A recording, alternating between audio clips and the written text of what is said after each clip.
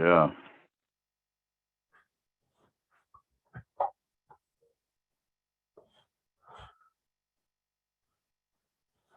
I'm gonna wait till my watch says exactly 6:30, so. Hey, I just wanted to quickly raise something. I don't even know if we need to make a big deal out of it, but if the entire planning committee. All right. It's now 6:30, so I will call the Wednesday, March 2nd, 2020 virtual meeting of the Thurston County Planning Commission to order. The Thurston County Planning Commission is a citizens advisory committee to the Board of County Commissioners on land use planning matters such as comprehensive plan and zoning ordinance amendments.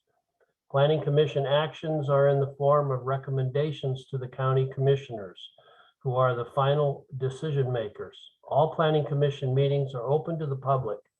Citizens are welcome to observe all Planning Commission briefings and work sessions. Public comment is allowed on those topics for which a public hearing is not held. I'm Doug Carmen, Vice Chair of the Planning Commission, sitting in for Eric Casino, the chair, who is out tonight. Now we'll go through and have introductions. Jim? Jim Simmons, I represent District 3. Barry? Barry Halverson, District 2, Yelm, Washington. Helen? Helen Wheatley, District 1. Scott? Scott Nelson, District 3. Joel? Joel Hanson, District 3. Kevin? Kevin Pestinger, District 1. And again, I'm Doug Carmen, District 2. Seems like everybody's mics are working and everything. So do I have a motion to approve the agenda for tonight's meeting? So moved. Second. Any discussion? All in favor? Aye. Aye. Aye. Motion passes. You all received a copy of the February 2nd meeting minutes. Do I have a motion to approve those minutes? So moved. Second. Any discussion? All those in favor signify by saying aye. Aye. Aye. Aye. Opposed? February 2nd meeting minutes are accepted. You also received February 16, 2022 minutes. Do I have a motion to approve those minutes? So moved. I'll second. Okay, any discussion?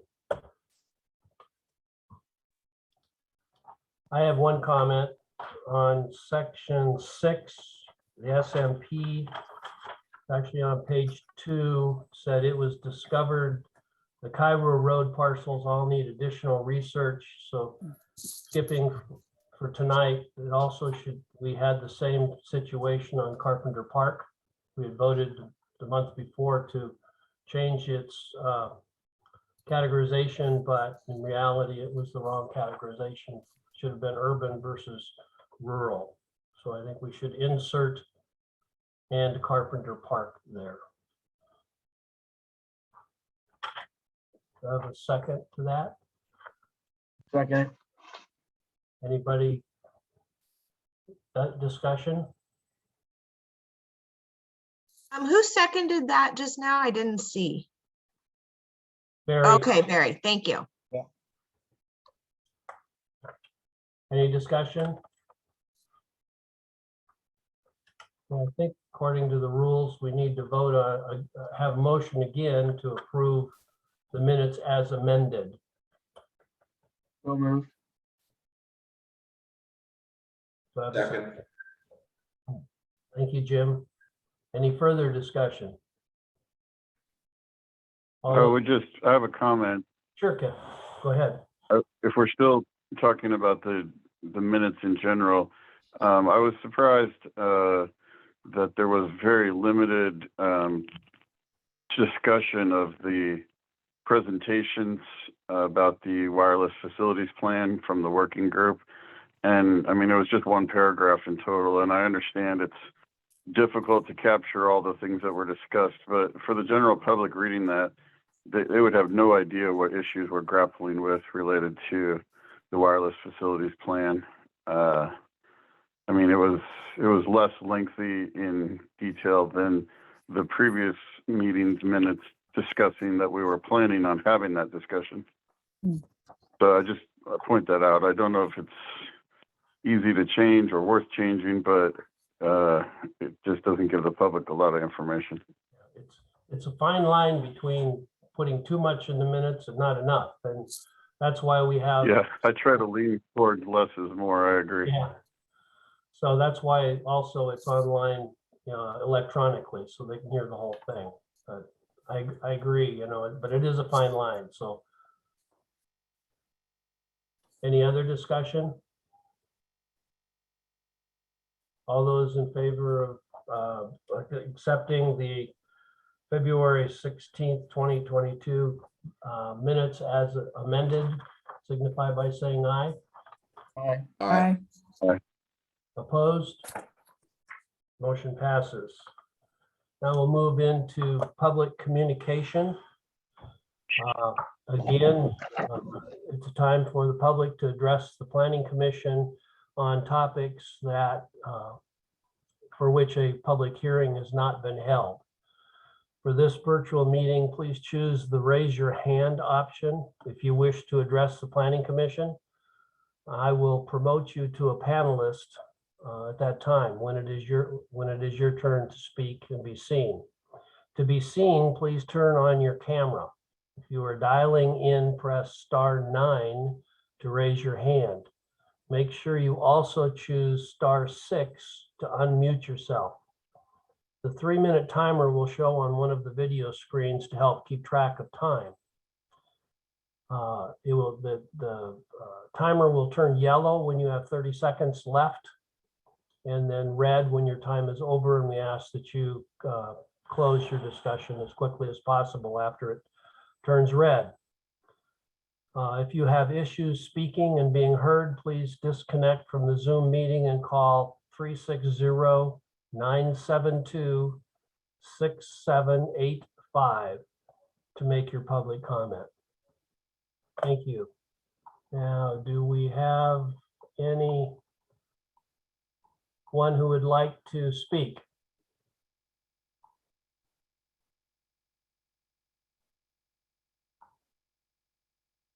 Would anyone like to address the Planning Commission?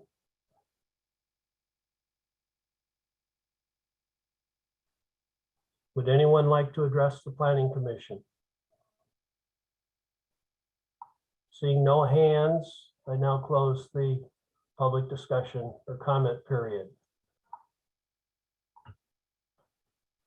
On the agenda, we have the staff has not presented any new business. Do we have any new business from the planning commissioners? I just have a process question. Pardon me, Kevin? I have a process or a point of order question. Sure. I think, and I'm not certain, but I think Eric Casino has reminded us a few times in our last meetings that we need, to pass any motion, we need a majority of planning commission members who are appointed. I think there's 8 of us now. So I think we need 5 members to vote to pass any motion, but I just want to confirm that. We need 5, at least 5 for a quorum, and then a majority of the 5. Is that correct, Scott?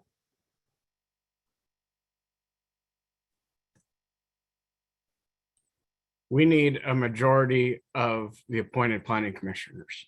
Okay. So if there's 8 of us, we need 5 for a quorum and 5 to pass the motion. Okay.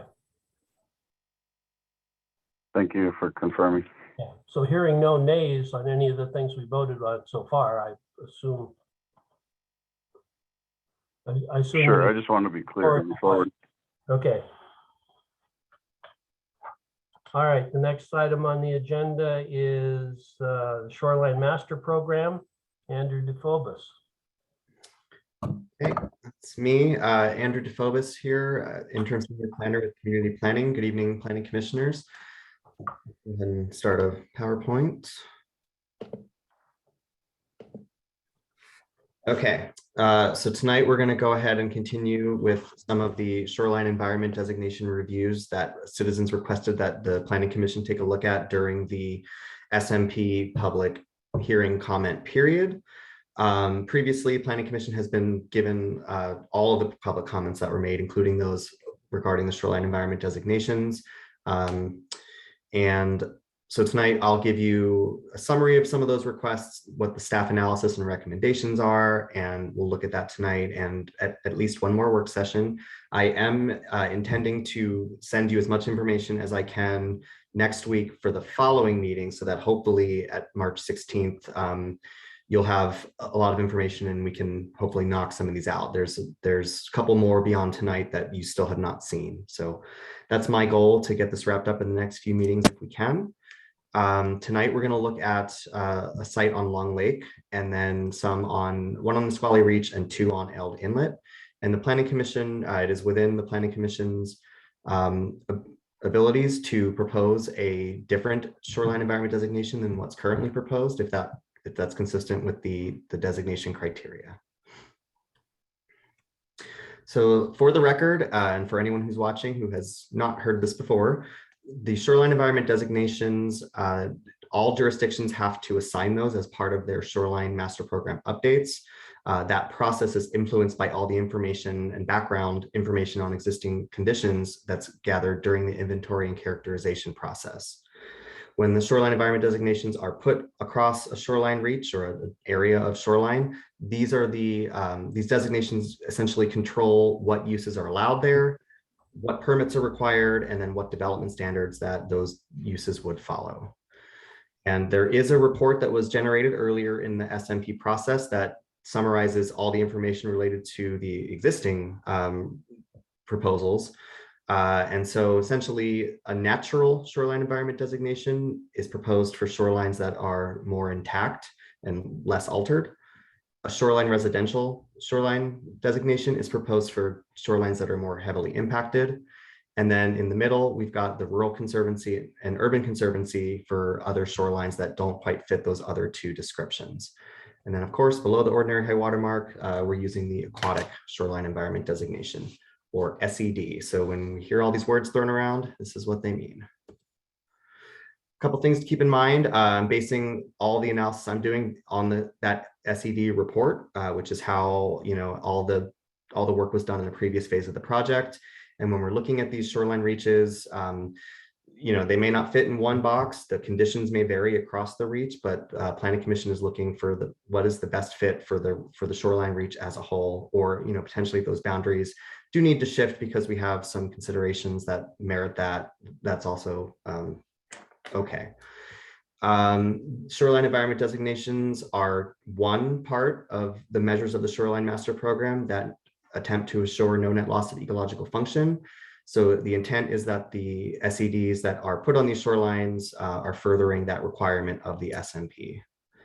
We'll be looking at a lot of maps, which show an approximation of where the SMP jurisdiction is, but please note that it's always confirmed in the field during development review. So the maps are for planning purposes. Where those lines actually are and how buffers are drawn and all those things gets determined on an individual basis. And of course, the Shoreline Master Program is not the only factor that affects shoreline development. Zoning, density, critical area regulations, among other things, will also control development. Okay, so the first one we're going to look at here, we're going to revisit, is on Long Lake. I had to go back and redo my analysis because I forgot where the urban growth area was. So looking at this slide, on the left side, you've got a general map that shows the area we're talking about. We're looking at Long Lake, which is east of the city of Lacey. There's a yellow arrow in that photograph that points you to this area in question. The top center image there is kind of zoomed in on the area and showing you what the proposed SEDs are. The landowner who wrote in is writing about the parcels that are highlighted in the yellow outline there. And as you can see, a portion of that area along the shoreline is currently proposed to be shoreline residential, and a portion of it is proposed to be natural. The citizens' request is that all of these properties would be shoreline residential. Okay, and so this one is a little bit tricky for a couple of reasons, so bear with me or ask me questions if you need to. So again, on the left-hand side here, we're looking at an aerial of the area in question with all the other markings removed. This property recently has undergone a boundary line adjustment, which means that there are newly created parcel lines that have not been updated in our geodata system yet. So the image on the left is what we have in our geodata, but really there has been a boundary line adjustment and the parcel lines don't look like that anymore. So in the center is a snapshot of that boundary line adjustment that I was able to find, and essentially what we're looking at. So you can see lot A here is going to be these areas here, what looks like these couple parcels. Lot B is generally in this area. And then lot C is the remainder of this area that is highlighted in yellow. It's the largest portion that you're looking at here. And for context, on the left side of your screen, here's the entire reach of Long Lake 5 to 6 here in green, which means natural. And then 4 to 5 is here in shoreline residential. But by and large, we're going to be focusing on reach 5 to 6. And on the right, that's just pure aerial image for context. Okay, so as normal, we'll take a look at the area and line it up against the criteria for the various shoreline environment designations. And we'll start with natural. And so what I've got here on the left-hand side of your screen is all the criteria from the SED report. And then in the middle is information I was able to find from the inventory and characterization or that SED report that corroborates any of these criteria. And on the right is, the information that I collected during my review, and I'll attempt to summarize that here.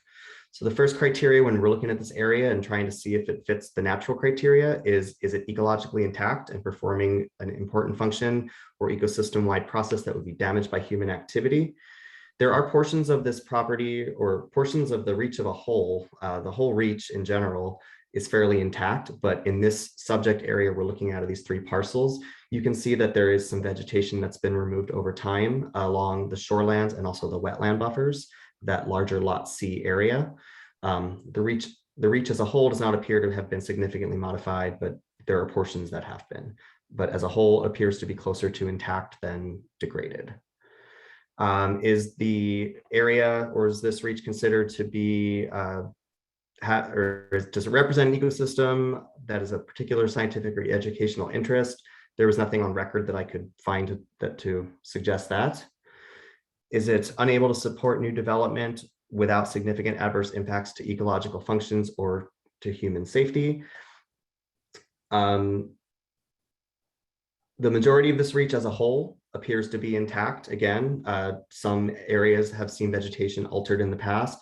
Those areas that have seen those sort of impacts may be providing less function, but we can also see that there are large intact portions of this reach that don't appear to have been altered. And so, in those areas where there have been alterations, they may be, more appropriate for more intense development. So does it include largely undisturbed portions of shoreline? There are undisturbed portions of wetlands and riparian areas that can be observed. The majority of the reach appears to be largely undisturbed, but as we get closer into these subject parcels, there has been some change in vegetation over time. Does the reach retain the majority of its natural shoreline function as evidenced by the shoreline configuration and presence of native vegetation? The majority of the reach, yes, might sound like a broken record here, but again, there's been some alteration that's occurred over time. There is vegetation, along the shorelands and in portions of the wetland buffer areas, but I've not been on site to confirm whether it's native vegetation or not. The shoreline configuration does not appear to have been altered. It seems fairly natural. I don't have evidence that has been altered over time. And then is the area or is the reach generally free of structural shoreline modifications, structures, and intensive human uses? Generally, yes, as a whole, this reach is largely free of structural modifications. There is a dock that you can see in, it's outside of the natural area. It's back up in the Shoreline Residential, but there's been some residential development up there, but largely in shoreline jurisdiction, in the 3 parcels that were put forward for review, there's not too much in the way of modification outside of the residential area. So now we'll look at it next to urban conservancy, because it is in the urban growth area. So the first criteria here is it appropriate and planned for development that's compatible with maintaining and restoring ecological function? And does it lie in, a city, urban growth area, et cetera? It is in the Lacey urban growth area. However, the majority of this reach, if we're considering the reach as a whole, does not appear to be appropriate for development, just based on the limitations that are going to come with critical areas and the fact that a lot of it's in a floodplain. There are areas outside of jurisdiction that potentially can be developed, but specifically the wetlands and things like that, and anything that's in the floodplain is going to face some challenges with development. So suitable for low intensity water oriented development, or water oriented uses rather, without significant impacts to shoreline function. Those may be the best appropriate uses for areas in the wetland and buffer. And again, development impacts that would be authorized are going to be limited based on some of those environmental factors. Does it have open space, floodplain, or other sensitive areas that should not be more intensely developed? Again, the majority of the reach is mapped with wetland and floodplain, and development would be restricted in those areas. Hey, Andrew, can I jump in for a sec? Yeah. When they say water dependent and water related, what does that mean?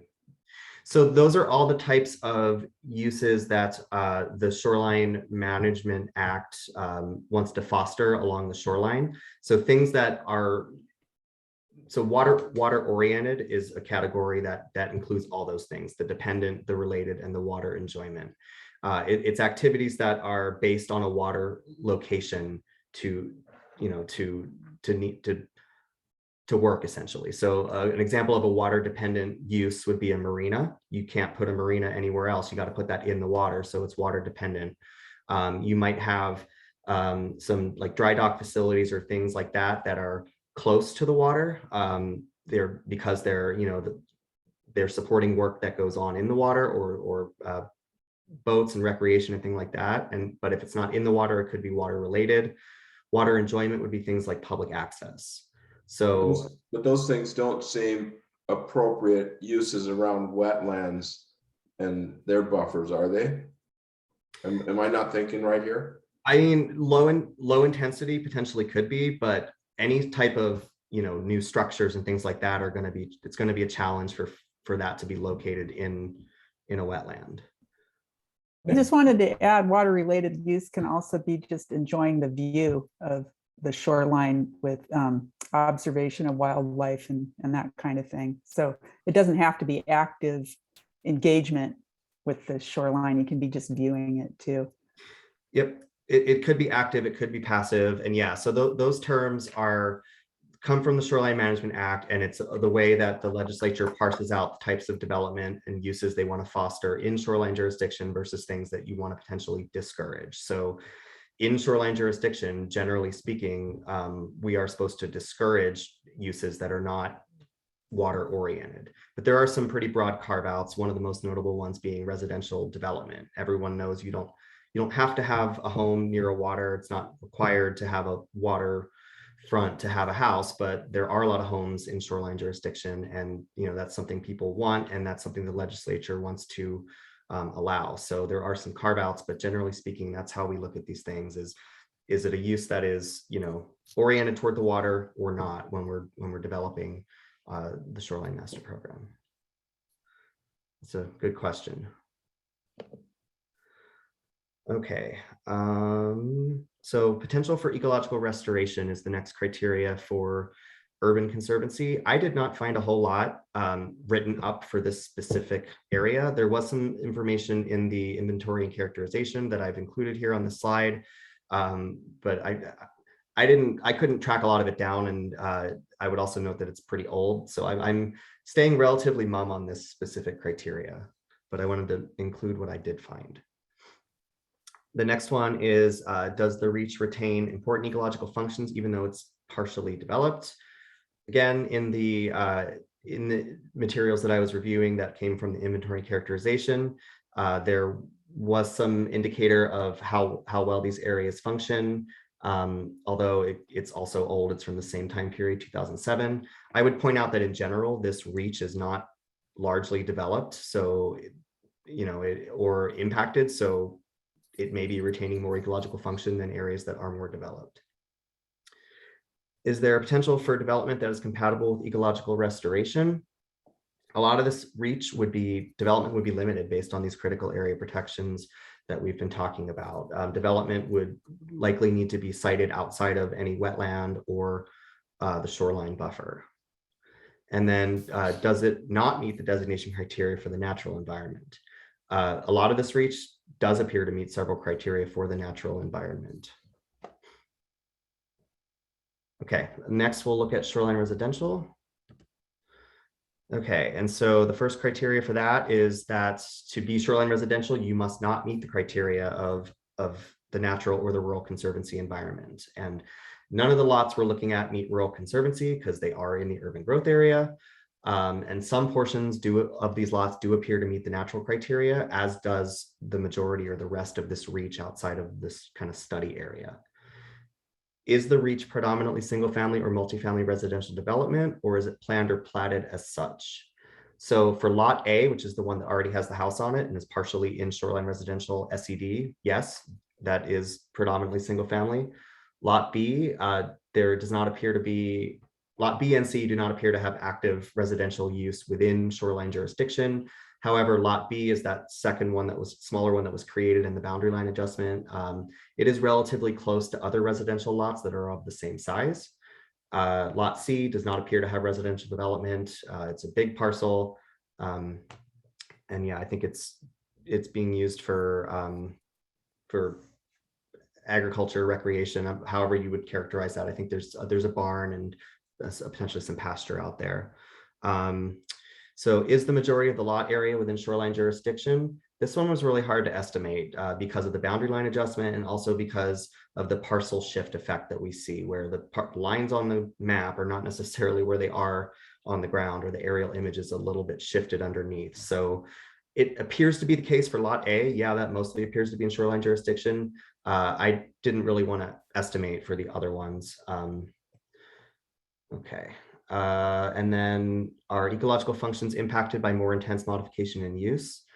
So there has been some vegetation removal in the shorelands of lot B, and then lot C, which is that larger one, did appear to have some wetland buffer vegetation changes over time. But by and large, the wetlands themselves did not appear to be altered. And again, with the rest of the reach, appeared to be in a largely natural state. Okay, so my staff findings for this is that a portion of the area does appear to meet the criteria for shoreline residential. And I think that we can, or the Planning Commission could look at doing a shift of the reach break to address that issue. And as with many sites, we see kind of a gradient of conditions across the site, from kind of more developed to more intact as you move across the reach. This area, outlined in yellow here, just pointing out, is one portion of a larger wetland system that comprises the majority of this reach. And that there does appear to be some buildable area outside of shoreline jurisdiction on a couple of these lots. However, there are, of course, other regulations that will apply. So my recommendation for these areas would be to extend the reach break a little bit down to include the entirety of lot A in shoreline residential. So that would include all this area right here.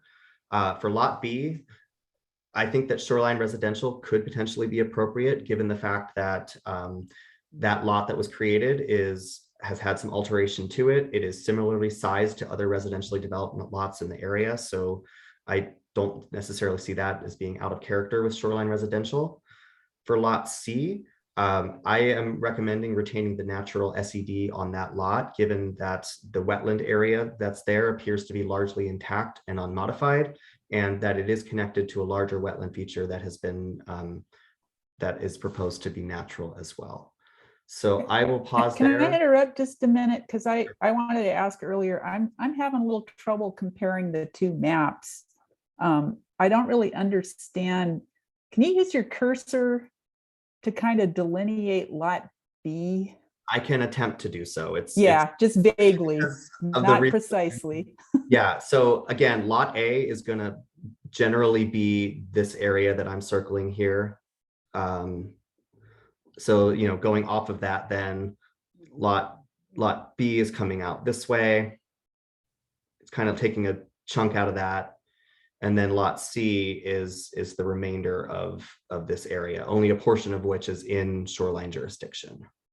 So I'm confused about lot B. So it's all sort of upland then? It doesn't reach the lake? That's what I just can't, the map sort of is hard to Maybe understand. Maybe I could jump in here because I know these parcels. I wish my cursor would be able to draw, but you can see the tree line there into the wetland. That's about I would say the delineation between the wetland and upland, and it slopes up. I don't want to say considerably, but it's a decent slope. And this property has been logged prior to 1931, had been logged 2 times. So it hasn't had trees on it for well over 100 years. I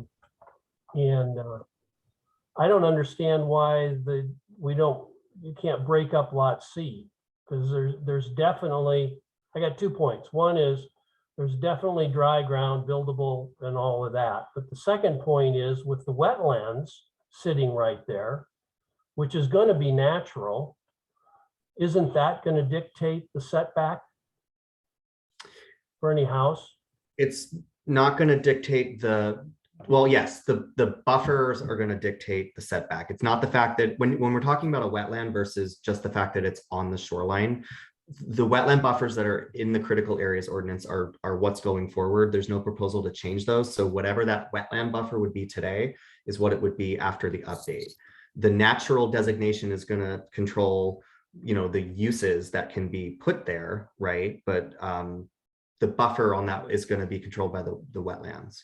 Or yeah, the buffer is controlled by the critical area wetland provisions, but you know, it's the shoreline master program, which is kind of an overlay on that, saying, you know, in addition to the fact that these are wetlands, it's a natural shoreline environment. Therefore, you know, these regulations apply as well. So my question, Andrew, is if we drew the line, changed the reach so that it went, let's just say parallel that tree line, so that it split C into 2 pieces. Mm-hmm. And we said that the upland part was shoreline residential. What would be with the wetland there, what would be the setback?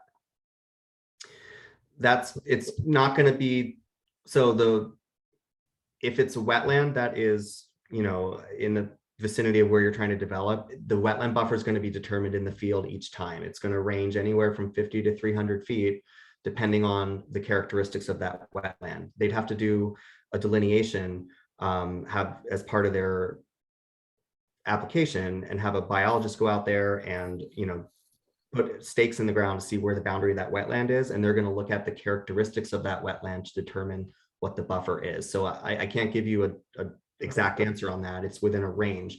I will say if the only thing affecting any of these lots were just the fact that it's Long Lake and there wasn't a wetland, that shoreline residential buffer we know is 50 feet.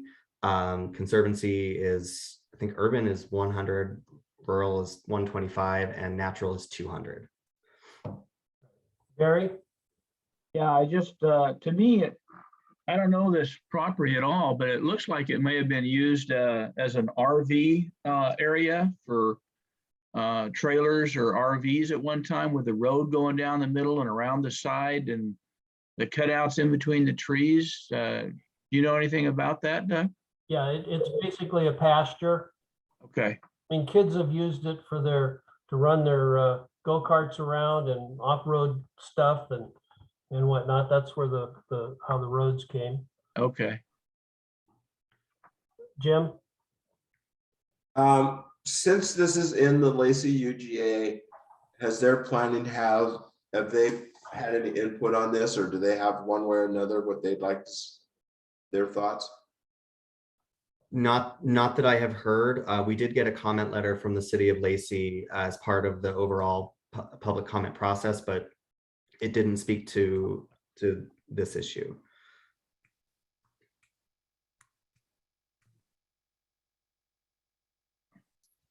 And would it be difficult, Andrew, to split out, like I said, take the C and make just the portion that's upland from what we would consider to be the shoreline, which is the wetland area? It would be tricky. And by and large, I am trying to avoid splitting things so finely that you have one parcel that has more than one designation on it if we can avoid it. It's just, it's easier if it goes to parcel lines where that can happen, and just trying to think about that in the field and looking at these maps in the future and trying to figure out, well, which color is it? What controls here is really tricky. Also, remember, keep in mind here that, you know, when we're looking at this map of shoreline jurisdiction, oops, let me go back. And you're right. I mean, the wetland certainly does not cover the entire property. So what you're seeing here, where my cursor is in this green and then this kind of aqua blue, these are our wetland layers, right? So there's a big chunk of this property that's outside of that. However, again, the master program is written such that the jurisdiction goes to the edge of the critical area buffer. So we didn't map the buffers as part of this exercise because they're not, you know, they're determined in the field. We don't have a standard buffer to put on it, but shoreline, the actual shoreline jurisdiction is going to be larger than what we see here because those buffers are also shoreline jurisdiction per the draft. So I think I don't have an easy answer for you. I kind of understand what you're saying, which is the wetland has not been modified, areas landward of that have been, and you want to, you know, honor that, right, with the SEDs, but Right. I don't have a simple answer for you on that.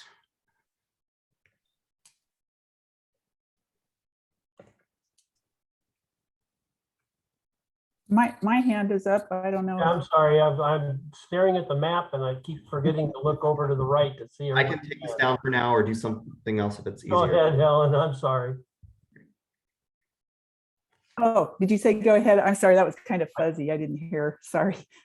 Yeah, so I just again want to express the well, I want to remind all of us that the general goal is certainly no net loss at the very least, and we have to keep in mind that once you designate something as residential, I don't know, perhaps Andrew, you can tell us if it's ever gone the other way, if it's ever gone, you know, from rural residential to natural in this process, but I suspect if it has, it's been an extremely rare phenomenon. So I always want to make the choice that's the most protective and that is most in sync with the objectives of the SMP and the act on which it's based.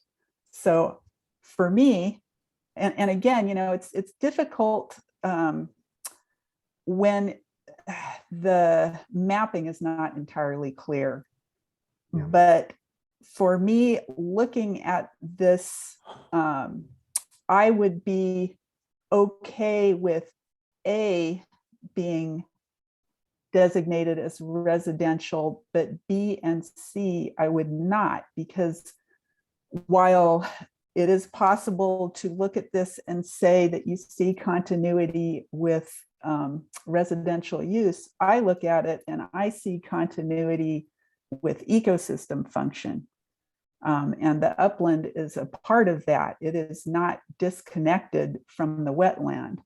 And so my argument would be to designate the B and C areas as natural, but let go of the A area and let that become residential. That appears to make sense, but I can't really tell because again, it's imprecise. So that's my I preference. agree. Harry? Yeah, I look at it from both perspectives. One, personal property rights. Two, ecosystem. Three, the ecosystem's going to be protected based on the wetland delineation. They're not going to be allowed to build anything within that delineation once a biologist or a naturalist does their evaluation, which they're going to be required to do if they ever submit for a building permit. So they're not going to be able to build. We had several properties out Lake Lawrence like this. They couldn't build within 200, 250 feet of the water. They had a 5-acre parcel. They had to move their house way back. They couldn't put a dock out on the lake or anything because there was adjacent wetland. The same thing is going to happen here, but by making this whole reach in these 3 lots, shoreline residential, it doesn't take away from the ecosystem or the wetlands because they're not going to be allowed to build within a certain feet of that based on, like Andrew said, the survey that they do out there actually on the ground when they do it. But there is a lot of property in C. I guess, Andrew, you said it was like 4 acres total? 14. 14 acres. And majority of that is not even within the shoreline area, the reach. So I think to not extend that reach to include those 3 parcels would not be the best thing to do. I mean, I'm willing to listen to more of it, but I mean, I know what has happened out at Lake Lawrence with that. And the people haven't been allowed to do anything within 200, 250 feet of the wetland, period. And that's going to be the case here. So, I mean, I'd like to make a motion that we make this an A, B, and C shoreline residential. And then let the delineation for the wetlands take course if the person ever wants to develop that property, which is the normal process for permitting within the county. So I would recommend, Andrew's already recommended A, B. I'd like to add C to that. That's 14 acres that we just don't need to tie up in this particular way. Just extend that reach to I think it's to the south or the east a little bit, Andrew. Yeah, and just to clarify, I apologize. I'm hoping, okay, I am looking at the BLA map. Yeah, 14 acres is what it says for lot C. I couldn't remember if that was before or after they had taken those out of there, but yeah, it looks like it's the lot C after the BLA is 14 acres. So I mean, it would, again, this is A, so this, and then B is kind of here, and then all the rest of this here that's in shoreline jurisdiction would be C, right? And then, like Doug said, I mean, that whole area has been impacted. It's very obvious from looking at this. It's been cleared with timber at least 3 times. It's had ATVs running all over it, except for that wetland area. And let's just let the permitting system and the shoreline master program work and get the wetland delineation, and they have to build anything they want back from that. So my motion would be to have lots A, B, and C shoreline residential. Can I ask a clarifying question again? Just a minute while we got a motion on the floor. Okay. Can we get a second? I second it. Thank you. Okay. Commissioner Can- Wheatley? Yeah, Andrew, can you show us what is mapped as being under the jurisdiction of the SMP? Yes, I can with a big old caveat. Okay. So again, on the left side of the screen here, the green area is reach 5 to 6 on Long Lake. That's most of what the area we're talking about is in that reach. And the green plus the aqua there, that is the extent of what we have mapped as wetlands, which would be subject to the SMP. But again, as written, SMP jurisdiction would go out, technically out to the edge of the buffer at the time Right. of development. That's what I want. I want to see that the the total area that's under SMP jurisdiction. Do you have a map of that? I don't. Well, because that makes it kind of difficult to discuss this stuff when we don't have a clear sense of what's under SMP jurisdiction. I would agree with you, Helen. yeah, understood. But I mean, It's quite frustrating, in fact. I don't know if it helps, but to go back and think about why these areas are kind of lit up in the first place. It's the SMP covers lakes over 20 acres, which is why Long Lake is in. It covers at a minimum the floodway and areas 200 feet landward of that. And we know that we're pulling in all the floodplain. And then it covers associated wetlands. So that's why these areas here are lit up, right? So all this area is going to be subject to the SMP as far as minimum jurisdiction goes, the associated wetlands and the lake. It's the county has taken the option to include the buffers, but it's really difficult to map that because we won't know what the buffer is in these instances until someone comes in to develop. Andrew, could you make a best guess estimate as to what percentage of the 14 acres is under that jurisdiction? I can't, unfortunately, I'm sorry, no. I would say if you look at those parcels that are on the lake, they're at least 200 feet deep. So basically everything upland from those parcels is outside the 200-foot jurisdiction. So I would say probably you take that road that goes down through the middle of parcel C, just about everything to the right of that road is really, other than the fact that the parcel's included and goes down to the shore, is outside of the 200 feet. And there's no scale on this map, unfortunately, and I can definitely recognize. This is just a screenshot, so I understand that is very difficult here. But for reference, kind of where my cursor is here, if you can kind of see the swath that goes around the lake, that's your 200-foot jurisdiction. So that pink band that comes down and the green band as it comes around the south end of the lake, that's 200 feet.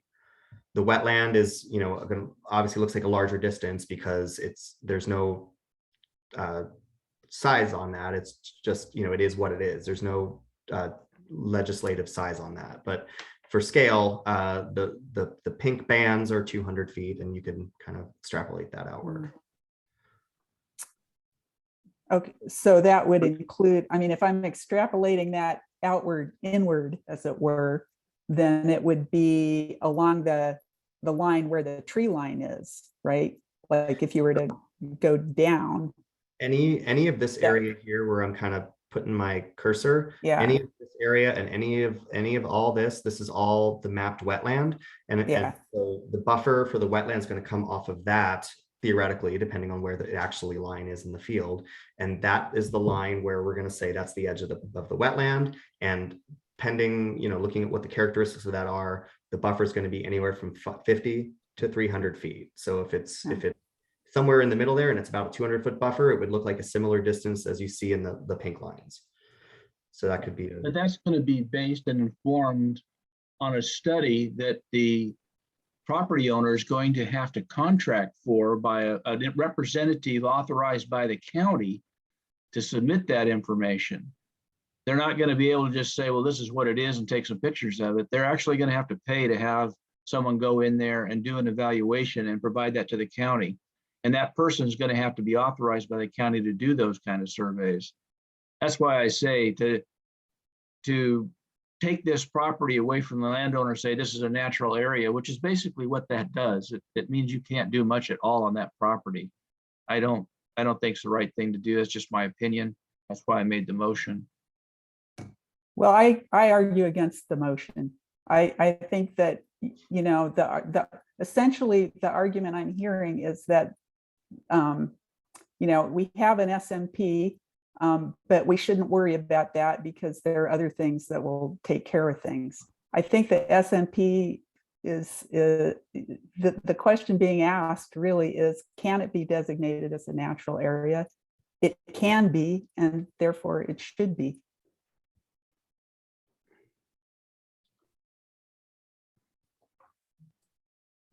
And that statement could be made about any undeveloped piece of property near a lake or river or shoreline. If it's undeveloped, it meets most of the criteria of being conservancy. Any other discussion? Since I can't see everybody all on one screen, I'm going to have to ask, there we go.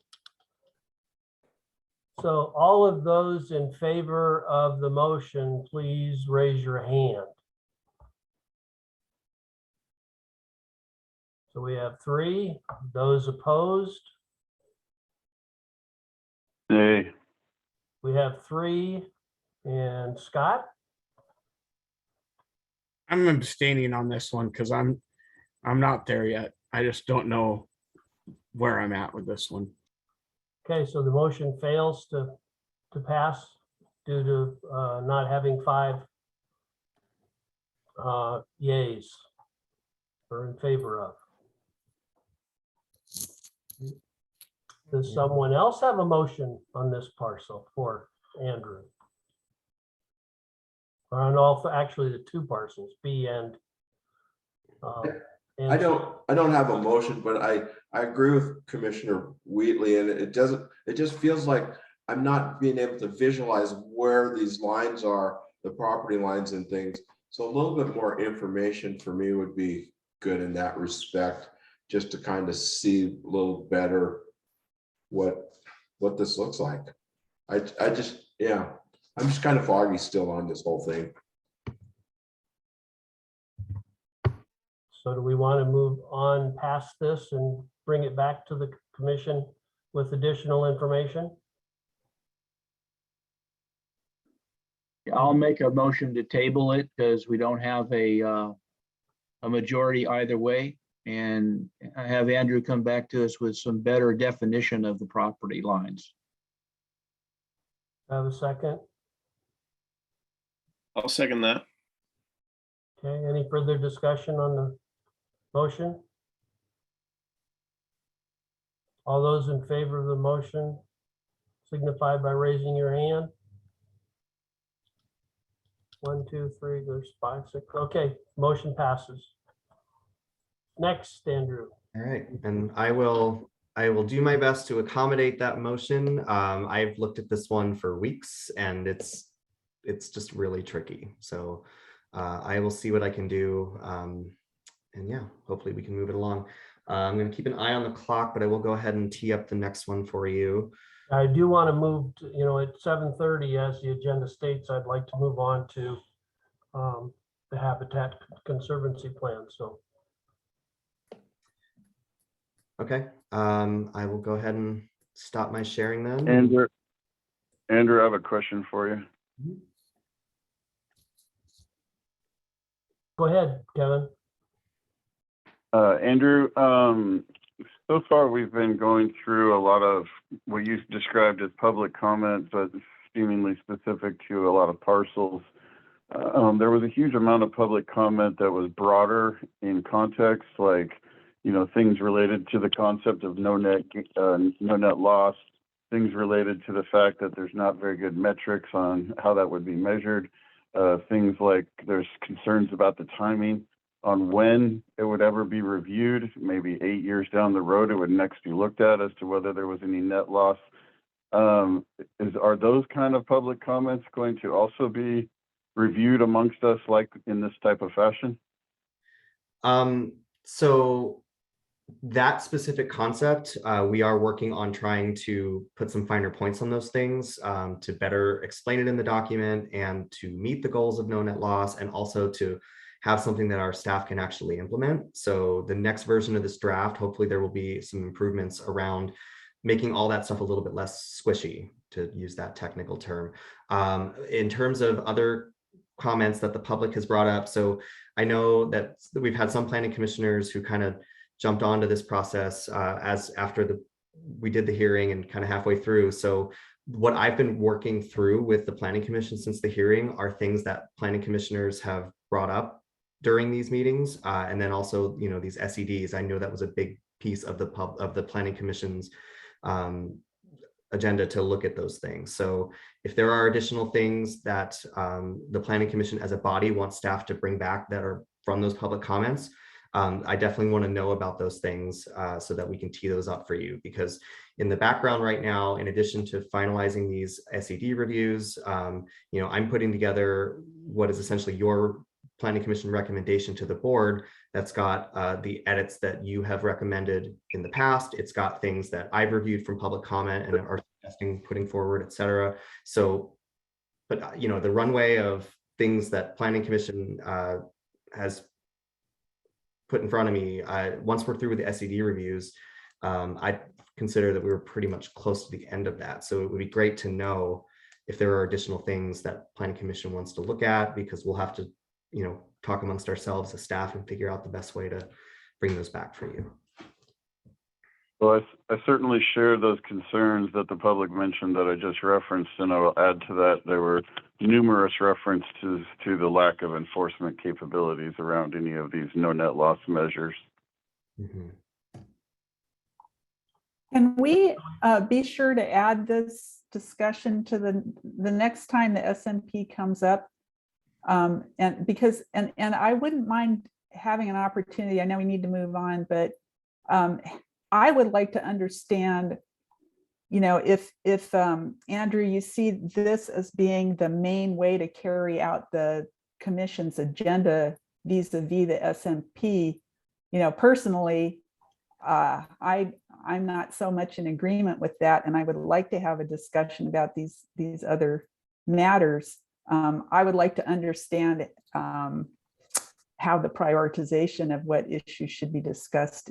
I'd like a better understanding of that, and how necessary or not this kind of analysis is, because frankly, you know, we're being asked to make decisions about things with very incomplete information here, and our time might be better spent in other ways in regard to the SMP, quite frankly. Well, we have to resolve these Yeah, these issues. So I mean, sure. okay. Okay. Andrew, thank you very much. Thank you. And will we be getting to the Carpenter Park here next time, or? I was planning to bring that back at the end because we still have several to tee up, but So back when you finish the rest of them, then that's when we'll revisit. Okay. exactly. Yep, it's on the list. Thank you. All right. Thanks. And now we'll move on to the AH Habitat Conservation Plan, Title 17 and 24. Christina Kaput. Thank you all, and good evening. So bringing back the Habitat Conservation Plan for you all to, well, I'm bringing back the ordinance that implements the Habitat Conservation Plan. Want to make sure that I'm clear there for the public. The Habitat Conservation Plan has been developed, and I do want to let you all know that it has gone through its legal review at U.S. Fish and Wildlife, and the final edits to that legal review have been provided to U.S. Fish and Wildlife for them to continue their permit review process. So that's great news that we have moved over that particular or moved past that particular milestone. So I'm going to share my screen here. Please bear with me.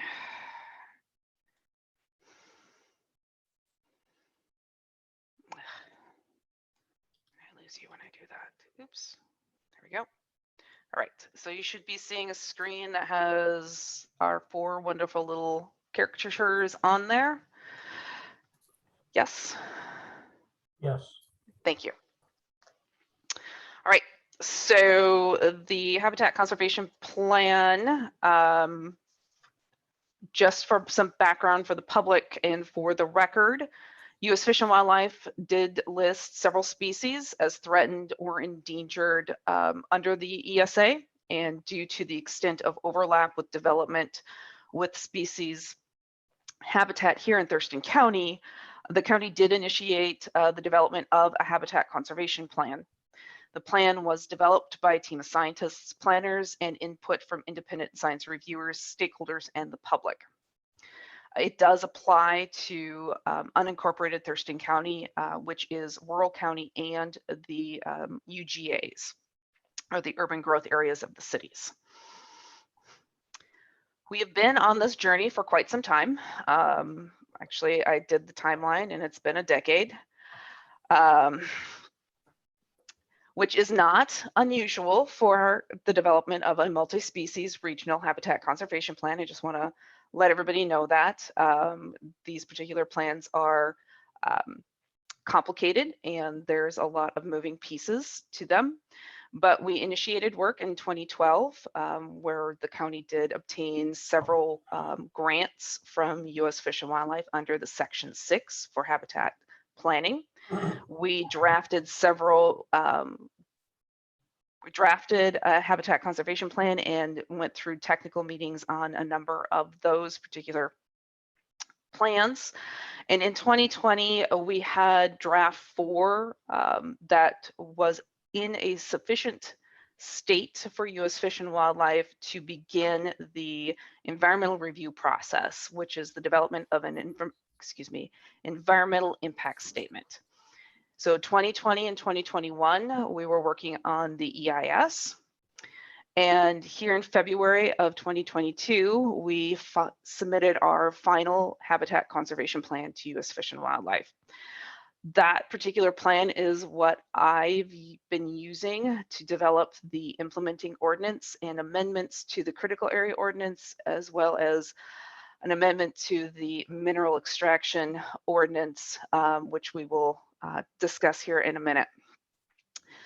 The following this particular process, the Board of County Commissioners will receive the Planning Commission's recommendation and make a decision on the ordinance and amendments. U.S. Fish and Wildlife will issue their final EIS and the incidental take permit, and I did that backwards. U.S. Fish and Wildlife needs to implement or issue those 2 things before the board can make a decision. And the incidental take ordinance and the incidental take permit and ordinance to be final and legal to implement. And we are still looking at a Q2 of this year to implement the HCP, barring any unknown hiccups with U.S. Fish and Wildlife. Okay. So the proposed changes are to add a new chapter to Title 17, which is currently known as 1740, the Habitat Conservation Plan. There are amendments to Title 24 in the Critical Areas Ordinance. We do need to reference the HCP in the CAO and make sure that we aren't duplicating efforts. And then there is an amendment to Title 1720, or excuse me, Chapter 1720, the Mineral Extraction and Asphalt Production Ordinance. And like I said, that seems a little odd, but we will get there. So the proposed amendment to add Chapter 1740, this adopts the HCP in full. This establishes and sets the application process. It requires the projects to be condition consistent with the HCP and defines the applicability of the ordinance. The new chapter also describes the review process, the development standards, and the required mitigation methods as approved in the HCP. The proposed amendments to Title 24 are in a few of the sections within Title 24. There are some definitions that need to be added. We're also clarifying department. Currently, department is known as Resource Stewardship. We have changed our name, so as long as we're in there, we're going to clean that up. We're introducing the HCP in Title 24 so that we know what the controlling documents are. And then we're referencing the HCPs so that people know where to go for the development standards. And there are some clerical errors that are in the table 2425. We had a hard time apparently spelling butterfly.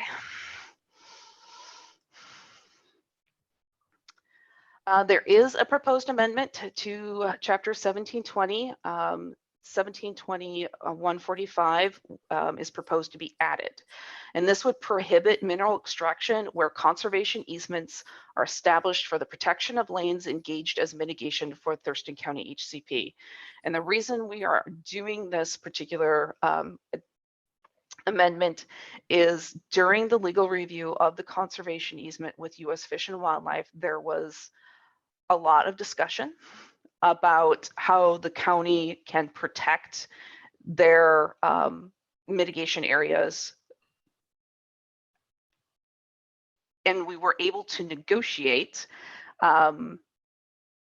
with U.S. Fish and Wildlife that the county would protect via the ordinances that it implements those particular conservation easement areas. This is only for conservation easements that are related to the Habitat Conservation Plan. And we'll go through the ordinance here in a minute. So we did a consistency review with other plans and regulations, and the proposed amendments maintain consistency with the countywide policies and our comprehensive plan. And the next steps would be the Planning Commission can request additional information regarding proposed amendments. Staff would bring these items back at following meetings. I have a caveat to that. And if there are no further questions, the Planning Commission may schedule a public hearing. The reason I say that there's a caveat to the Planning Commission, or I have a, asking for additional information that the staff would bring back, is we're on a very tight timeline to make sure that we can implement the Habitat Conservation Plan within the bounds set by a Board of County Commissioners. Bringing additional information back and not setting a public hearing tonight would set us back significantly. Right, and I'm the project manager, and that is my information. So I'm gonna stop sharing, and maybe I'm gonna stop sharing so I can see everybody's face. There we go. So, And open it up for discussion. Jim? oh, okay, Go ahead. sorry. From what I heard and what I understand is the plan has been submitted to Fish and Wildlife. That is correct. So I guess my question is, how do we have a public hearing if we're not sure what we're going to need to change from their review?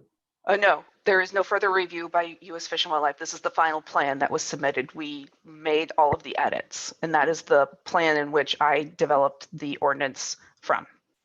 Okay, so they're not going to come back and say this might need to be altered or this needs to be changed. They have. That is my understanding. Okay. Commissioner Halverson?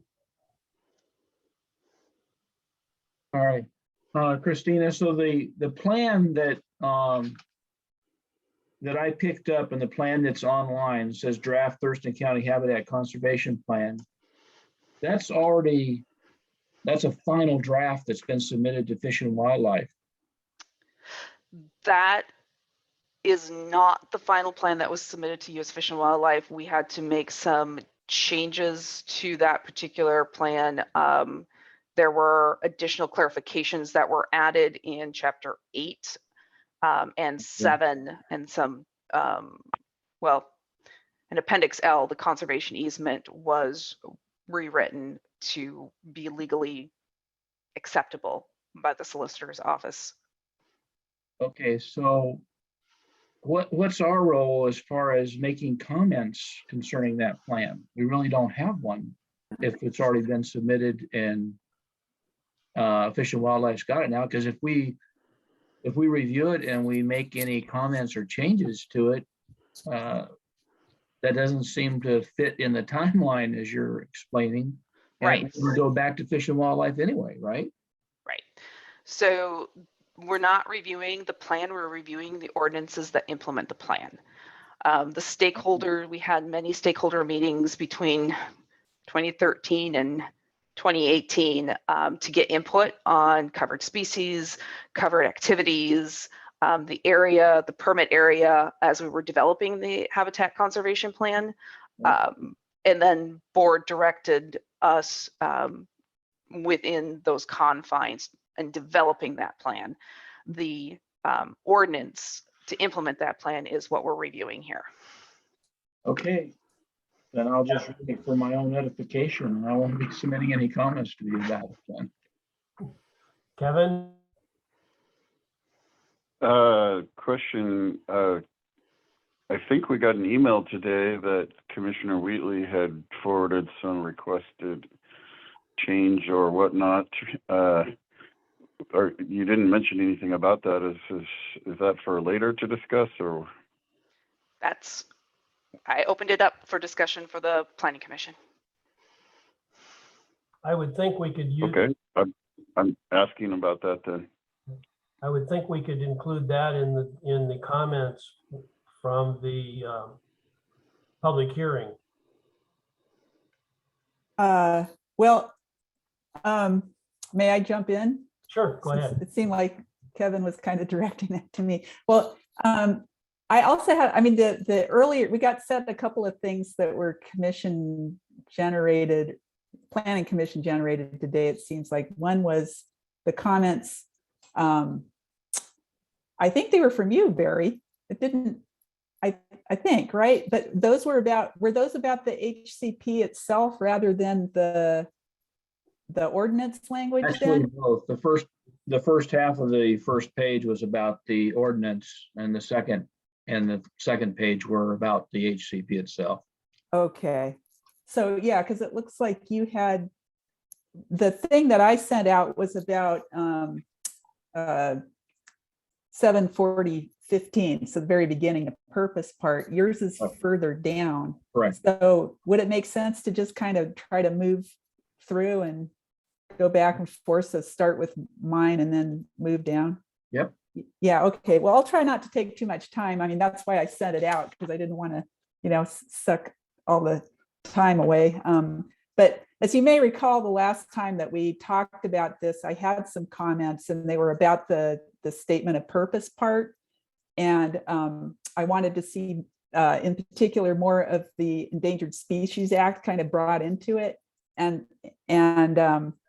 so I'm sort of responding to how the Endangered Species Act was brought in. I am mindful of the fact that there was an expressed concern to keep that section short.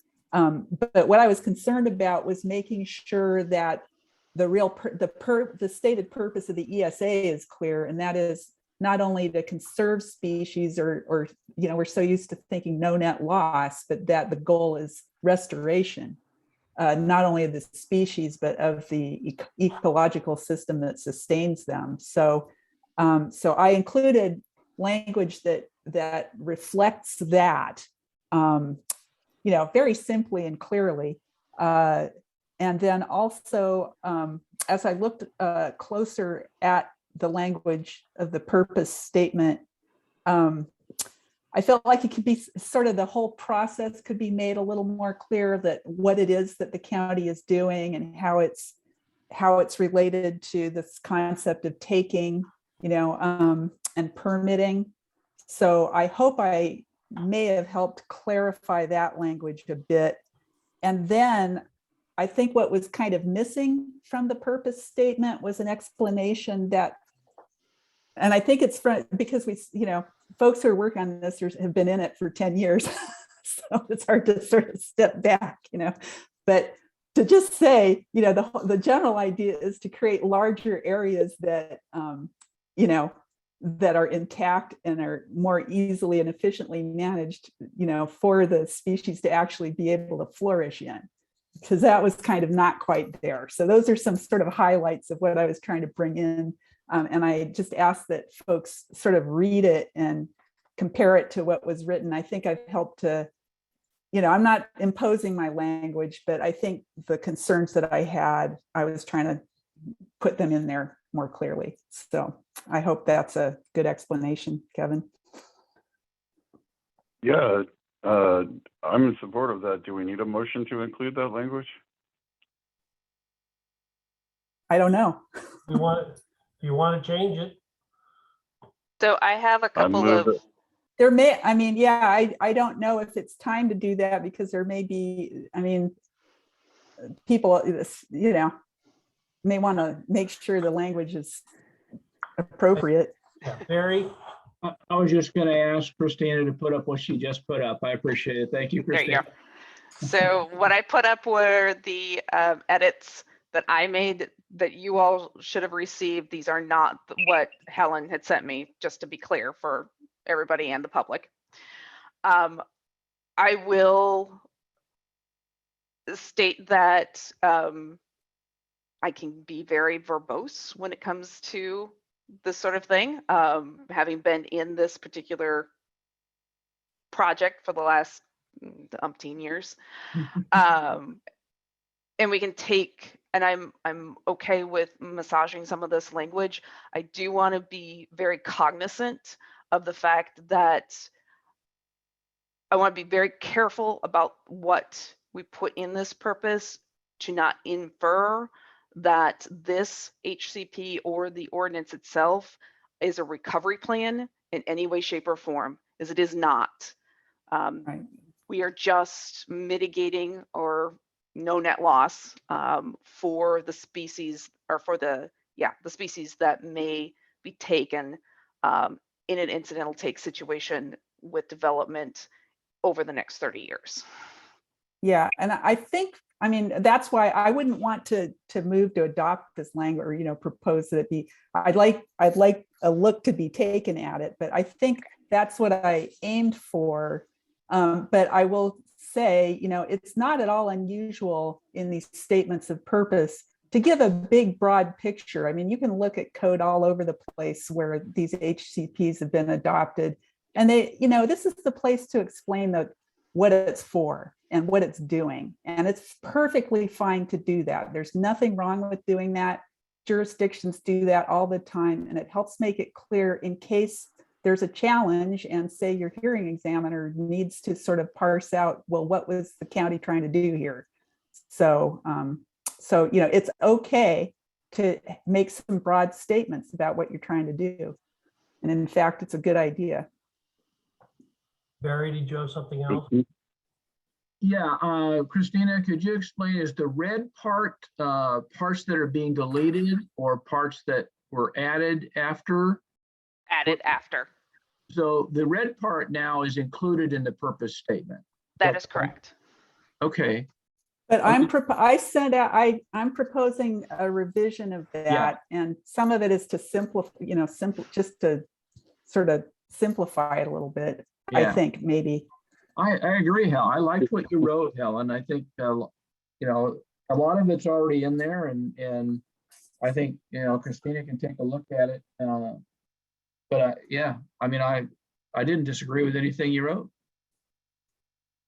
Would it make sense if I made a motion that staff make best efforts to incorporate, and can we just trust they'll do a good job of that? I think that would be appropriate. Kevin? So moved. I move that we recommend that staff make best efforts to incorporate Helen's recommendations to the intro. I'll second that. Okay, any further discussion?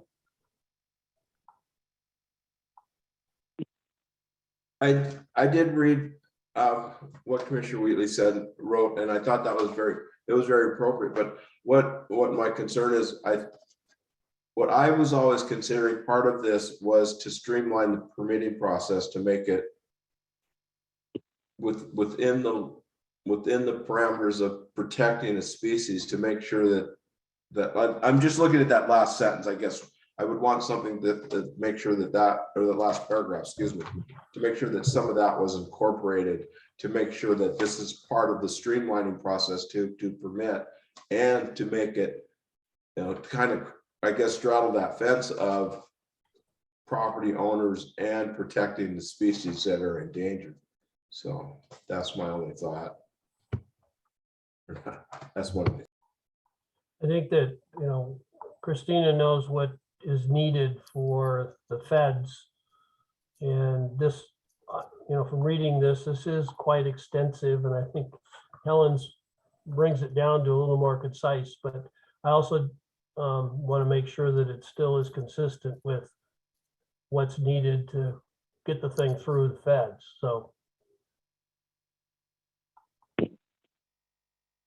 Kevin, did you have something? No, okay. No, Okay, that all sounds good. yeah, you lit up, so I just wanted to make sure. Any further discussion? Okay, the motion on the floor is to look at that Christina include Commissioner Wheatley's comments and put it together with the existing wording to simplify and well, that's enough. Is that good enough? Okay. All those in favor, say aye. I, All right. Aye. Aye. Opposed? Okay, motion passes. We okay with that, Christina? Yep. Okay. Great. I also wanted to give kudos to Barry for all of his detail-oriented catches.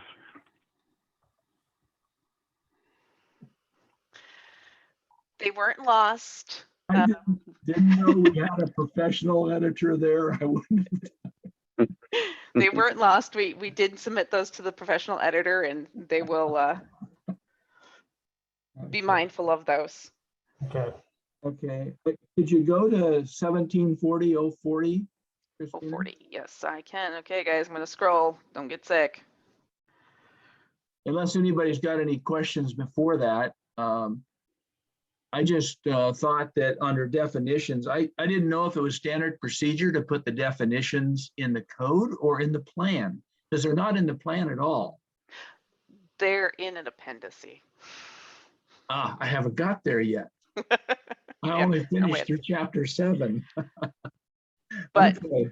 we do have both in the HCP and in the code, and the ones that are in the code have been pulled from the HCP, plus a couple of others that make sense to help people move through and implement the ordinance.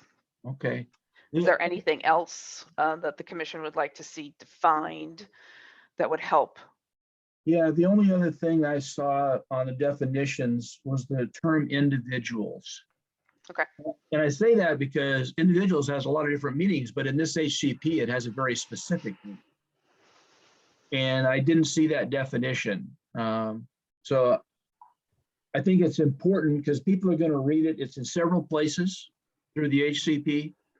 And I think if it's defined up front, and at least they can go back and see, it doesn't confuse them. I guess that's my point. Mm-hmm. Commissioner Wheatley? You're muted. You're muted. there we go. Yeah, this is a definition thing, but I'm not sure it belongs in the definitions, but I just wanted to bring it up. It was in 110 actually, and it was just, you refer, your language refers to the board, but by that time, it's not really clear that you're talking about the Board of Commissioners. Okay. So that was my one kind of definition thing that came up. That's good to know.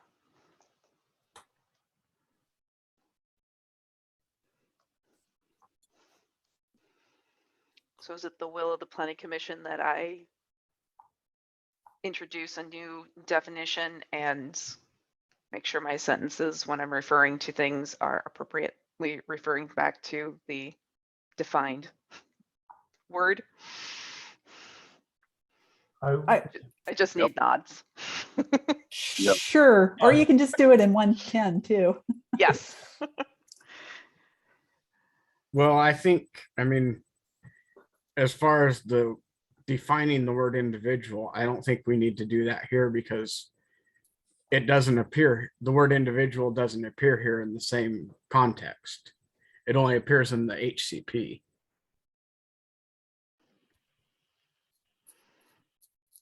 Right.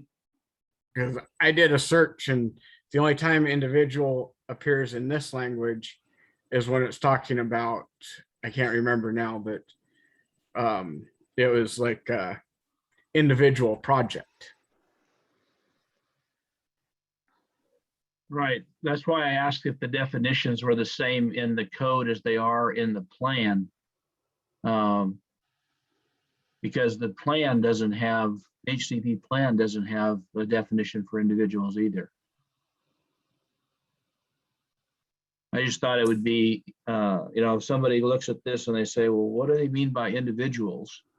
You really have to kind of read it to figure it out. And that's why I just made that comment. I mean, it's not a big deal as far as I'm concerned, but I thought it was something that we might consider. I didn't know that the HCP plan itself had already been final draft and sent off to U.S. Fish and Wildlife Services for approval. So it's a moot point, really. Okay.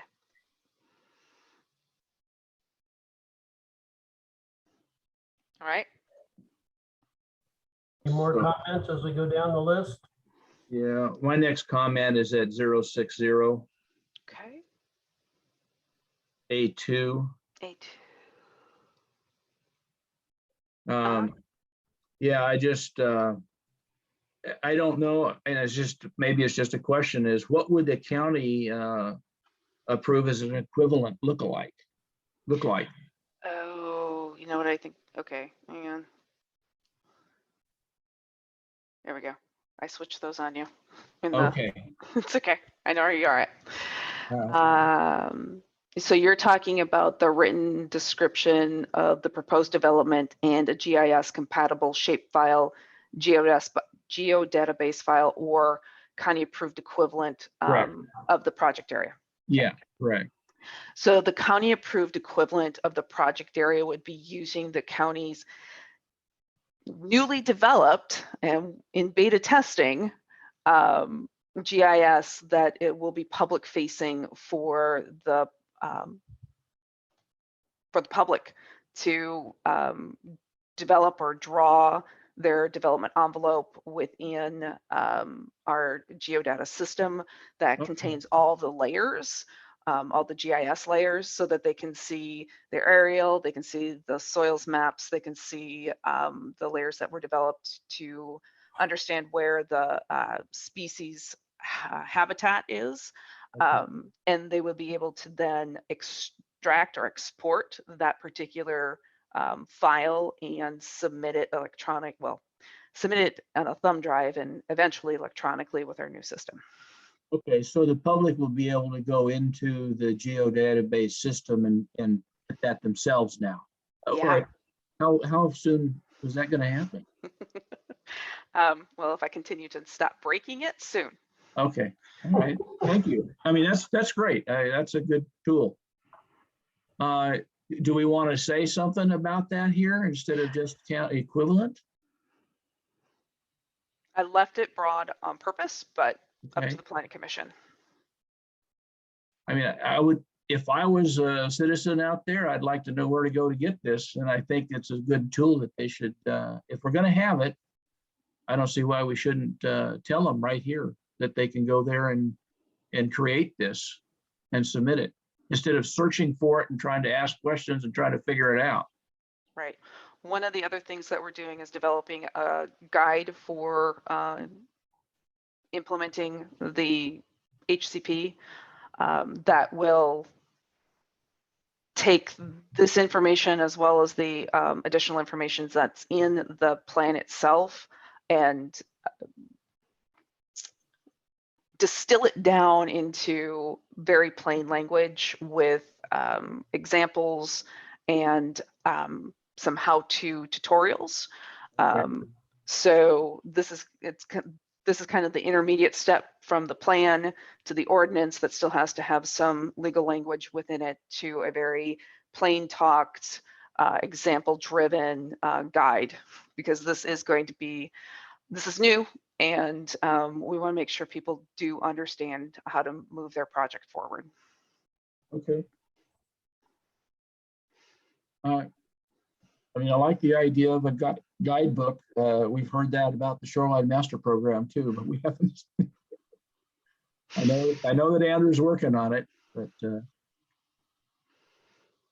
okay. So I don't know what y'all want to do. I just when I read that, I tried to look around. I didn't know what they meant by that. Christina, you explained it fine. Yeah, I don't know. My next comment is on 070. I think it's 070 still. I'm not sure. Yep, that one hasn't changed. I only Okay. switched 65 and 60. Okay. Can we stop for a sec? Because can you go back up to the bottom of 65065? Yeah, B. I just had a question on B. It says prospective applicants are encouraged to participate in a pre-submission conference, but then it talks about how they may also be required. So is it more likely than not that a pre-submission conference is going to be required? Or what is the purpose of saying that they are encouraged to participate? Since that's just a word of encouragement.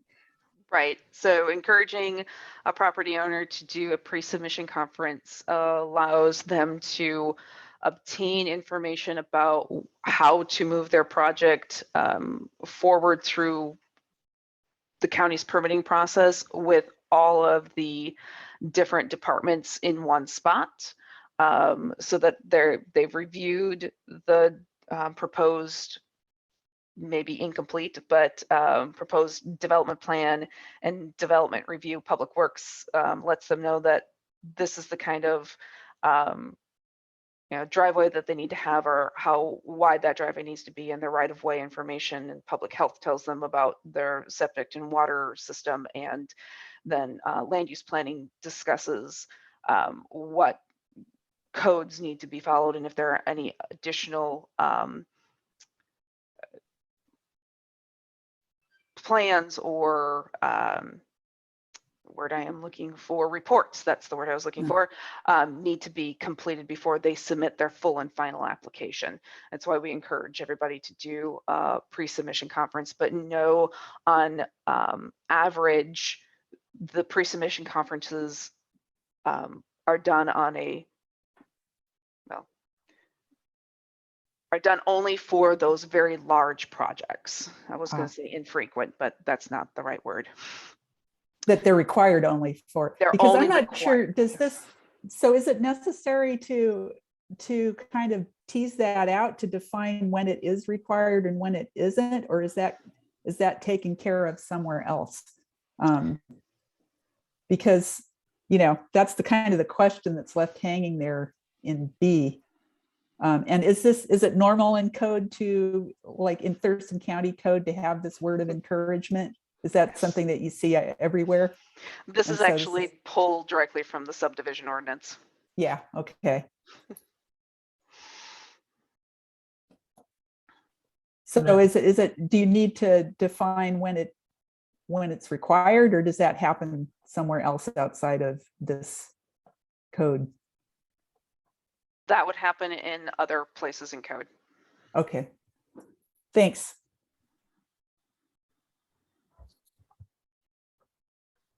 Okay, my next question is on 070, G3. I think it's still G3. We'll see in a minute. It is. There we Okay, go. all right. G3, The applicant must demonstrate GD. Sorry, guys. That's all Can't right. read. that's okay. I said There I we didn't know. Okay, so it says the applicant to obtain mitigation from an approved independent conservation or mitigation bank. Maybe I haven't found it yet in the appendices. Is in the HCP, is there an approved independent list? So we are working to create a mitigation bank with the Center for Natural Lands Management that is close to being completed, but that is on a separate permitting track with U.S. Fish and Wildlife along with the Habitat Conservation Plan. So the answer is yes, we will soon have a independent conservation bank approved by U.S. Fish and Wildlife. It just hasn't been approved quite yet. Okay, so I guess the applicant would have to ask permits for access to that or information about that when they file. Is that the idea? Yeah, and we'll be, since it's a partnership with the Center for Natural Lands Management, that information will be a part of the website as well as any guide or guidance that we develop for the implementation of the HCP Okay, and updated regularly. all right. Yeah, I mean, those are the only questions I had on the code plan, Christina. Thank you. Yep. Anyone else have questions? Helen, Well, I had one on 070 where we just were. I okay. don't know if we're, I just wanted to ask, that for all the different critters in there, it refers to, utilizing the GIS data. And I just kind of it was more of a question really. Does the Habitat Conservation Plan itself define the kind of data that needs to be made available for use for this process, or should that be defined in some way? Because I mean, because I'm thinking about the sources of the data and knowing what the sources of data are. Right. So the Habitat Conservation Plan generally talks to that in the fact that the best available information or best available science needs to be utilized. And I will say that the county works closely with WDFW to ensure that its PHS, which is the priority habitat species information, is updated on an every 6-month basis. And that information also includes anything that they receive from U.S. Fish and Wildlife or independent scientists in the area, like that work out at JBLM. Great.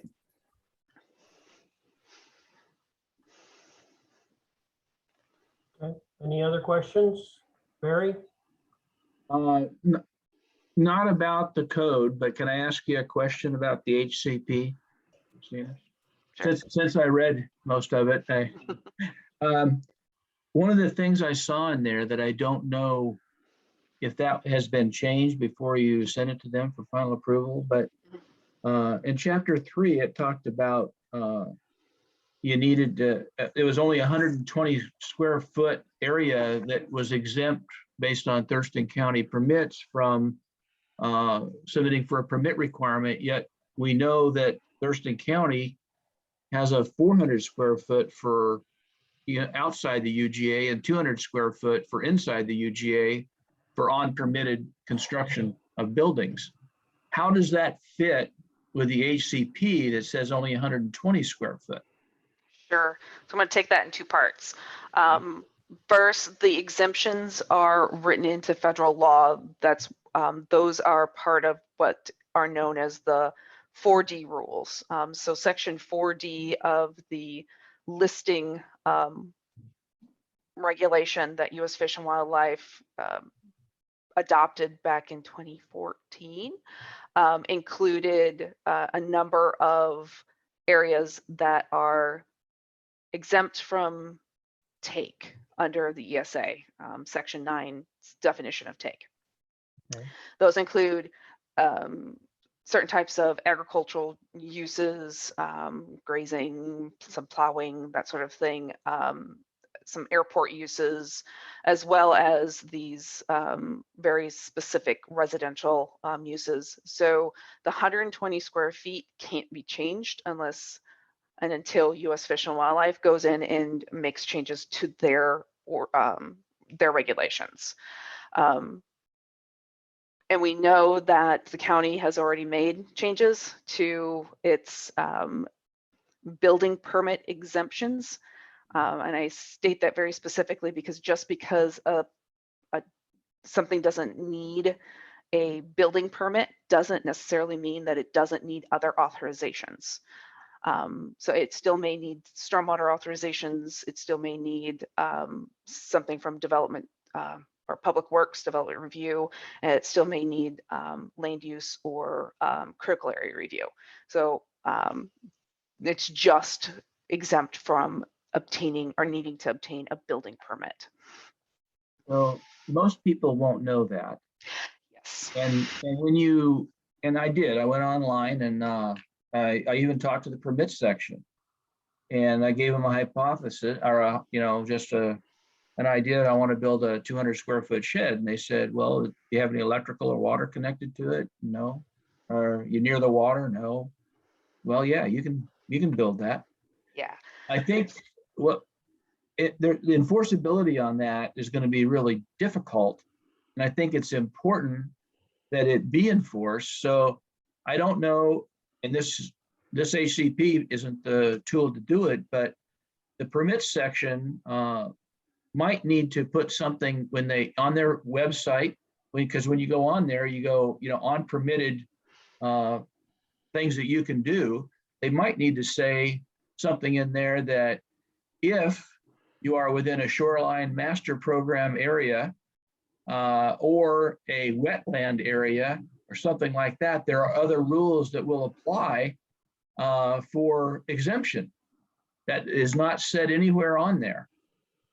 So it doesn't go in here, but it may be something the permit section wants to do, particularly in their online thing. I think it would be very easy to do on 200 foot inside the UGA, 400 foot outside.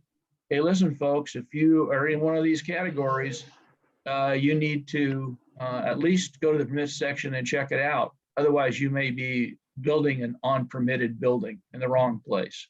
Yeah. It's just a general comment. Yeah. And sorry, I'm getting some feedback. The county is updating its website, and part of that update is to make sure that the appropriate and clarified information is on the website so people can find it. As it's there, it's just buried in the 140 pages of web pages that we have. So it is one of the known obstacles for the public, and we are working towards lowering that obstacle. Thank you, Christina. Okay. I would entertain a motion to set a public hearing if someone would make it.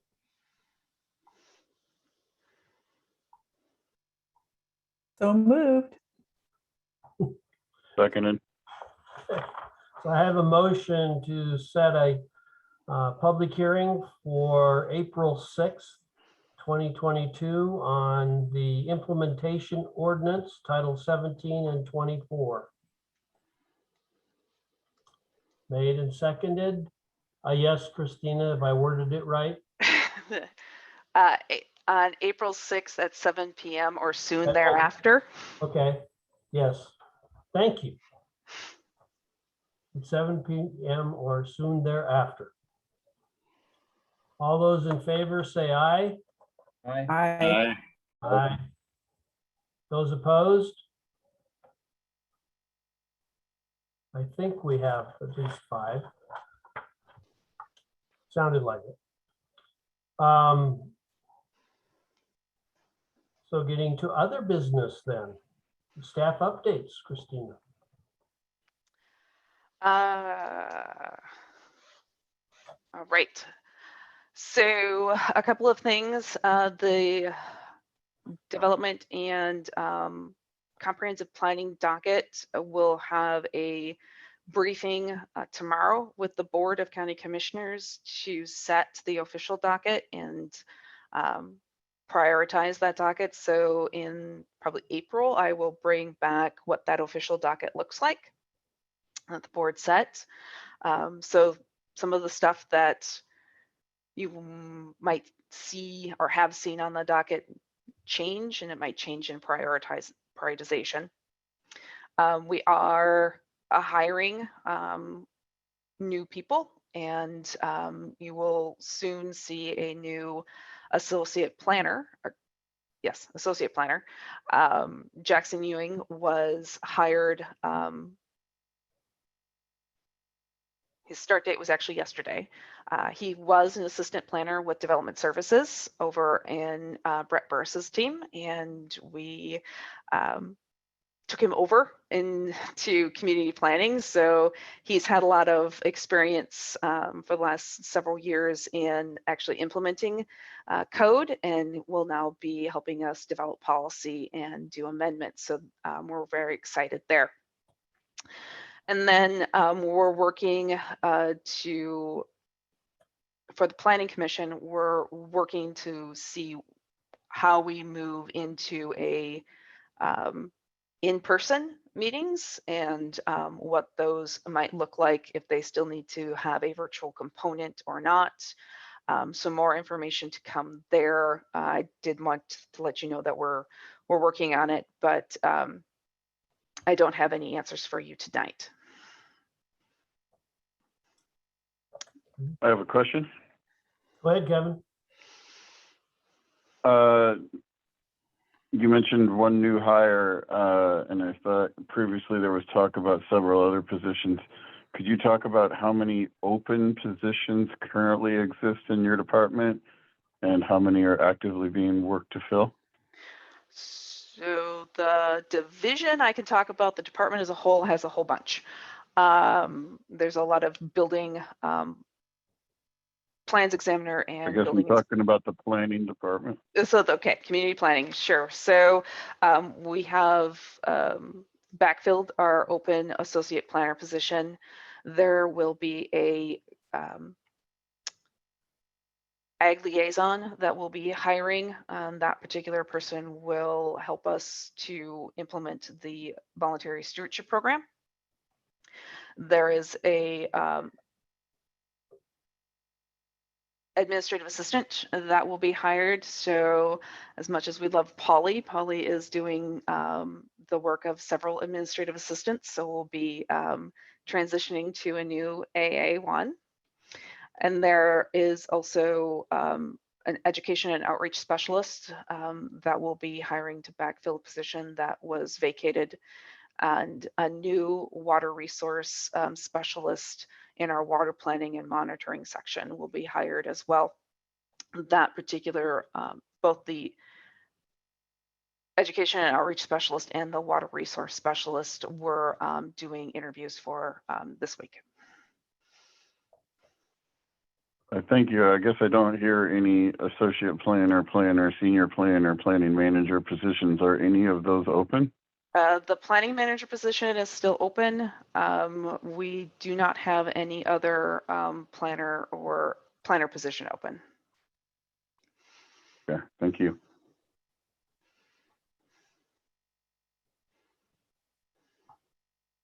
Okay, any other good for the order, Christina? Nope, that's my update for this evening. Okay, does any of the commissioners have any input for future agendas? Like Helen had asked about a few weeks, meetings ago. I have a quick question. Is the wireless facilities, when will that next be on our agenda, most likely? Most likely that'll come back the first meeting in April. Okay, thanks.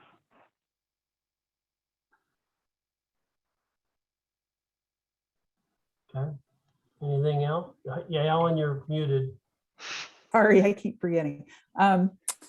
Sort of a process question, I guess. I mean, I guess it will become clearer after tomorrow, maybe, but do we, as a commission, have any kind of a work plan setting kind of a meeting? Does that happen in, I mean, I know the calendar's doesn't start in January, but does it maybe happen in April or something, that we kind of have a discussion about the general work plan of the commission so that we have Right. a sense of direction? Yeah, so once the planning, well, Scott, yeah. Once the Board of County Commissioners adopts the docket, I will, or if there is a different permanent planning manager, will bring that information to the Planning Commission to let you know what has been officially docketed, in which ones we have been able to staff. But we don't really know when some of these projects will come before you until we get into those projects and can start understanding how much research or stakeholder input we need to do upfront.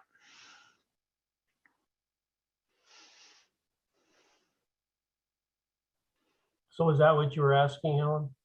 Well, yeah, because I mean, I guess I'm just used to the concept of, usually if you have something like a planning commission, you have a sort of a roadmap, more or less.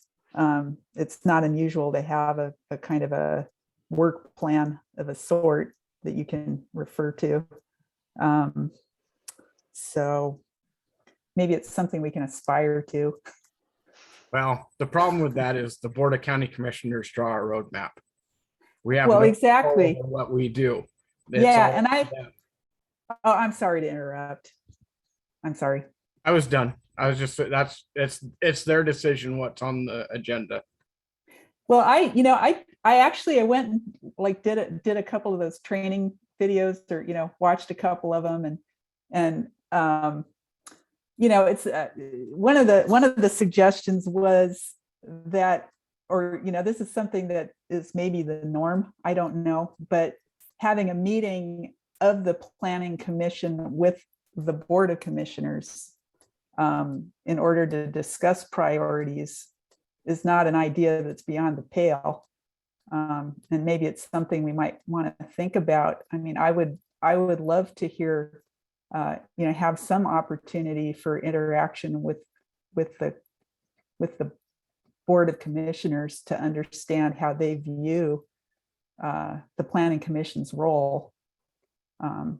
So, I don't know if that's something we would want to talk about as something to pursue or not. That would be up to the Planning Commission, I suppose, to decide if that's something it might want to explore. But personally, I would find that very helpful. I would think most of us would. Well, in the past, it's changed because of COVID, obviously. But in the past, we have had a dinner with the county commissioners. Not every year, but they regularly try. It's awful tough to get a lot of us and all three of them in the same room at the same time. And then announce it to the public so that they can attend too. That's the. Not surprisingly, not many people from the public show up to those dinners. No. Are those dinners usually there in the building, Scott, or? No, they're out in at a restaurant. Okay. That's what it's been since I've been here. Would it be an agenda item, Christina, to, invite the commissioners to one of our planning commission meetings to give us their insight as to what they would like us to concentrate on? I mean, even if it's one at a time, not all three at one time. Is that something that has been done in the past, Scott? I don't know. No, we've just, we've had the dinners, kind of a roundtable discussion type thing. Sometimes that's what commissioners tell us is what they want.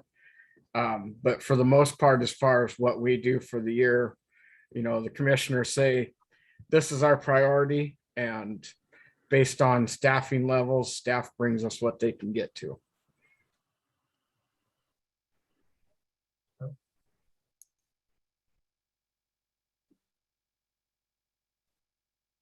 Okay. Maybe we'll find a way to get a message through. And once this COVID stuff is over with, when we can actually sit down in a room, we can move on from there.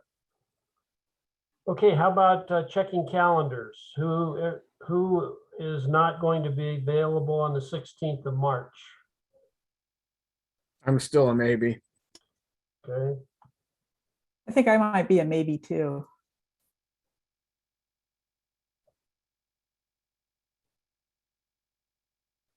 Joel, didn't you say you were a maybe for maybe March last time? Or has that changed? I'm a maybe for April. Okay.